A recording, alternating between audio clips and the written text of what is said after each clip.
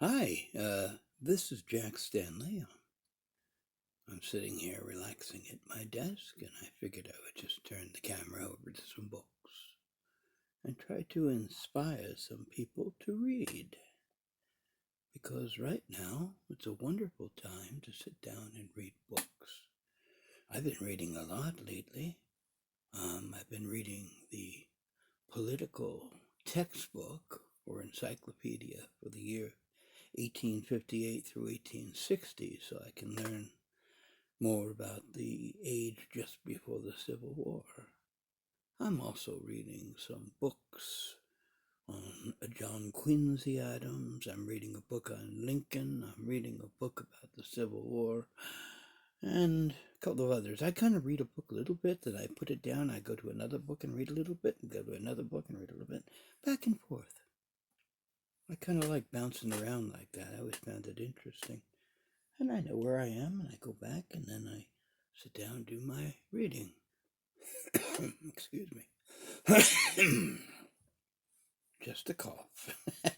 These days, if you sit down and cough, everybody looks at you. And that was just a cough. I'm doing all right. I haven't been outside at all. Now, I know it could probably drive a lot of people crazy. But I've kept myself busy. I've done a lot of fiddling with this, that, and everything else. I had a lot of medical work done recently, and the doctor suggested maybe you should stay inside because considering what you had done is not a very good thing and not very conducive for this thing to come bouncing around. So here I have been, and every now and then, if I have to, I run to the store, I put on a mask, I put on my gloves, run there, run back, and then stay inside. Now, I haven't been outside in quite a few days, probably more than a week. So, I poured myself a cocktail, getting ready to call it a night. And I have spent a lot of time, as I mentioned before, reading, but also rereading and rechecking what I thought I knew. For those of you folks who are fascinated with facts, one of the great things to do with facts is read what you read before. And it's amazing how much you remember and how much you don't. And so it's a perfect time to give yourself a refresher course. And I've been doing that. Otherwise, I've been taking care of myself. I've been exercising in the house. I've had trying to eat very, very well. Watched the world through the window of my computer, as it were, and wait till everything starts to calm down. And I don't see it calming down yet. I can see with a lot of people I've spoken to that they're getting very stir crazy. We've got battles going on between different camps saying open up or stay closed. I'm kind of afraid we're going to start seeing some rougher situations with that in the not too distant future. But we're all bearing with it, and with a situation like this, tempers, they flare up, and that's what worries me. Sometimes even more than the virus itself is the reaction to it, the emotional reaction to it.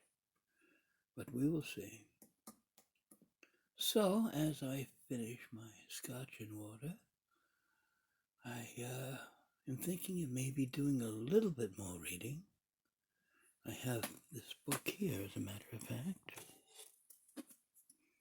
It's called 6 Months in the White House. You can read it. I don't know if you can. And it's written by Francis Carpenter. And Francis Carpenter did that famous painting of the signing of the Proclamation of Emancipation, where Lincoln talked to his cabinet and signed it. Or it could have been just the reading of it. I might be wrong on that. But nonetheless, he wrote a whole book about his experiences in the White House for 6 months and his interactions with Lincoln and the things that he observed. And it's quite a fascinating book and one that doesn't get looked at that often today. It's from 1866. It's an older book. And I wouldn't be surprised if it's still in print because it's a fascinating history book. Outside of that, I wish you all well.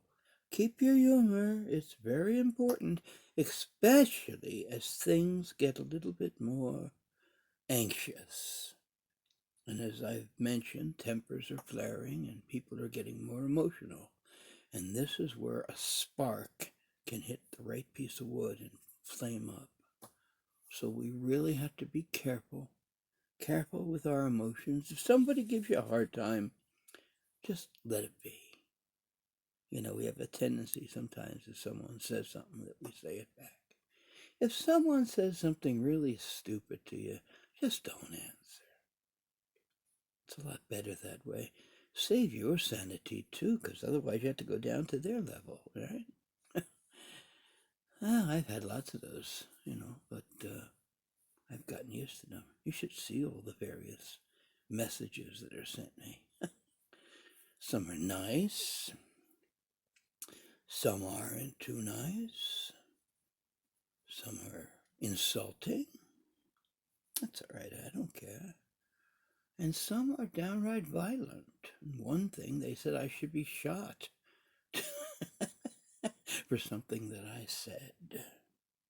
It concerns something called Topsy the elephant. If you get a chance, take a look at it on this channel. I talked about Topsy and I upset a lot of people. But nonetheless, take care of yourselves, keep your humor, and take care of those around you. Because sometimes they're not knowing when they're not taking care of themselves. If you see a problem, handle it, okay? Best in love to you all.